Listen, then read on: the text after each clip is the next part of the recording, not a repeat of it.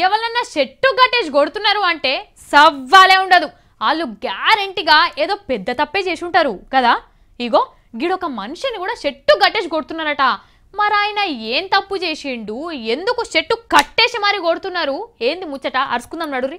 ఈ సీన్ ఒక్క పార చూడుండ్రలా. చెట్టు గట్టేస్తున్నారు మనిషిని అంటే వీడు ఏదో దొంగతనమో లేకపోతే వాళ్ళన్నా ఏమన్నా అనేవో లేకపోతే మర్డరో గిడ్రో ఏదో ఒకటి చేసి ఉండాలి. తప్పించుకోబోతుంటే దొరకబట్టి కట్టేసినట్లేదు.